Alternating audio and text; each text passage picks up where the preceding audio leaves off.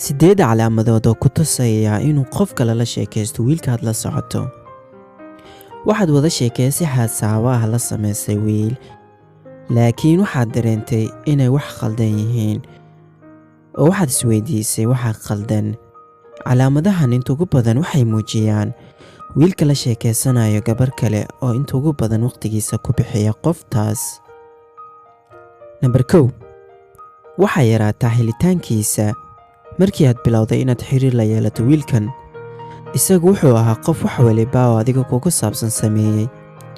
dadaal ayuu ku bixiyey inuu waqti badan kula qaato sida ugu macquulsan.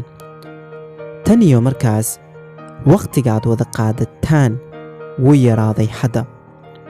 waxaad isweydiinaysaa sababta uu mashquul u yahay mar waliba, inuu qof kale la hadlayo in kale. miyuu lumiyey danayntii? dhammaan waa calaamado muujiya inuu jiro shakhsi kaa mashquulinaya adiga. Number 2, wuxuu sheegaa waxyaabo aadan adiga ku samayn isaga.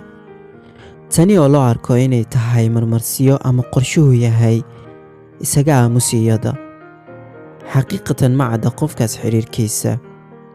Number 3, waqtiyada qaar markaad la sheekaysanayso waxaad arkaysaa moobilkiisa inay ku soo dhacayaan fariimo ama wicitaano, dan uu isku dayi doono inuu uga jawaabo celiyo. wuxuu ku dhahaa waan mashquulsanahay, mar kale ku soo waca ama mar kale kuu imaanayaa. haddaad weydiisana kuuma sheegayo qofka uu yahay. tanina waa ixtiraam daro. tijaabi oo weydii mararkaad la kulanto, laakiin kama helaysid jawaabta saxan. Number 4, waqtiyada qaar way adag tahay inaad kula sheekaysato baraha bulshada. tusaale, markaad wacdo mashquul waayaa lagu dhahaa, ama uu ku inkiro, waqti dheerna ay qaadato inuu kugu soo jawaab celiyo. Number 5, ma jecla inuu ku baro saaxiibadii ama reerkiisa, si la mid ah kuwa saaxiibadaada ahna ma baranayo. tani oo muujisa inaanu jirin ixtiraam iyo danayn. balse xaqiiqda waxay tahay qofkaas inuu mashquul ku furan yahay. jaanis uma hayo inuu barto saaxiibada ama reerkaaga.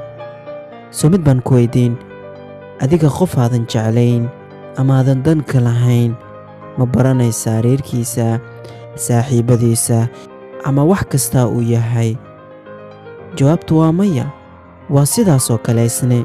Number 6, waxaa jirta waxaad ku arki karto markaad wada sheekaysi dheeraad la yeelatid, waana in magac qof kale soo qabto afkiisa.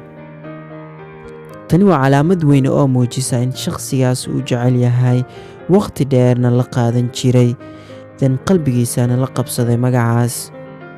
sikadiisa ayuu ku soo mari doonaa afkiisa, mana kontarooli karo. Number 7, weligiis kama hadlo mustaqbal. qofka sida caadiga ah ku jecel mar walba wuxuu ku soo celceliyaa jacayl iyo guur iyo mustaqbal, laakiin qofka kani wuu ka duwan yahay. Number 8, wuxuu soo koobaa hadalka. waa shakhsi mar walba ku furan degdeg, horey u socodna ma lahan wada sheekaysigiisa, oo hadalka ayuu kuu soo koobaa. waa intaas saaxiibayaal, I hope inaad wax badan ka fahantay. waan rajayn inaad noogu soo biirto oo aad ka mid noqoto saaxiibadeena. sidoo kale muuqaalka inaad like garayso waa inoo dhiirigelin. antil muuqaalka xiga saaxiibayaal, nabadgelyo.